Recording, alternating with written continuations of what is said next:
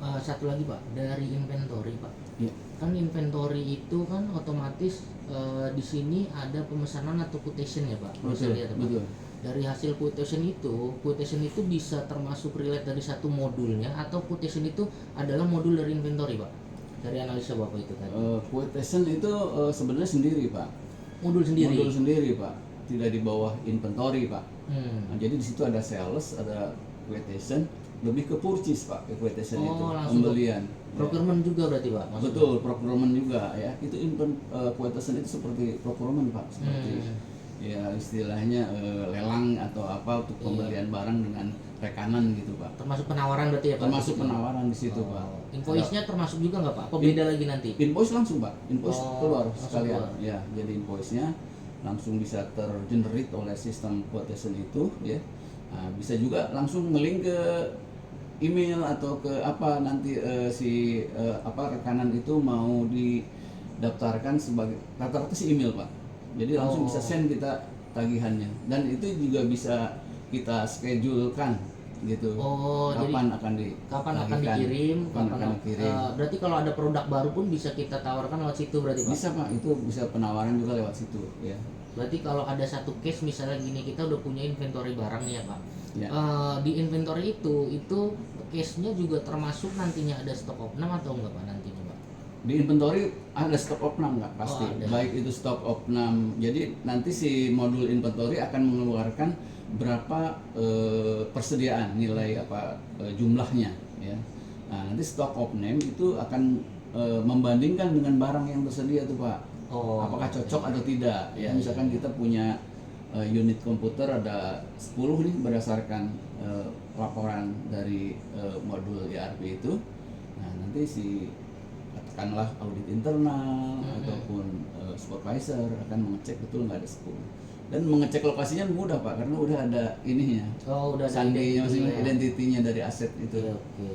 Nah, selanjutnya kalau misalnya dari perhitungan Pak, dilihat dari modul tersebut, akuntabelnya itu sendiri berarti harusnya kalau dilihat itu yang Bapak bisa dianalisa itu apa aja Pak? Dari akuntansinya dari ERP tersebut tuh Pak. Betul. Ya, yang tadi yang pertama kalau terkait dengan inventory ya tentu kan tujuannya untuk mengamankan aset perusahaan ya. Jadi kita bisa lebih aman ya karena semuanya tercatat dengan bagus ya. Terus kemudian juga efisien juga, Pak ya. Jadi prosesnya jadi kita tidak harus melakukan secara manual ya, tapi udah efisien karena udah terintegrasi dari mulai pembelian stok sampai ke akuntansinya, laba ruginya, kemudian kalau itu berupa aset tetap penyusutannya juga situ ya. Kemudian ada quotation juga untuk penawaran kepada rekanan ya.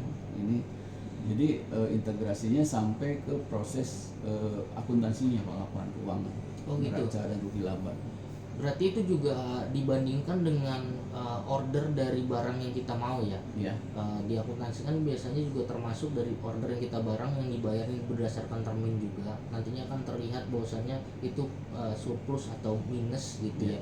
Itu berdasarkan hutang ataupun piutang nantinya di akuntansi tersebut berarti termasuk juga kalau yang saya lihat tuh di dalam analisa dari Pak Agus, atau memang terpisah nantinya Pak? Enggak, Pak, jadi satu, Pak.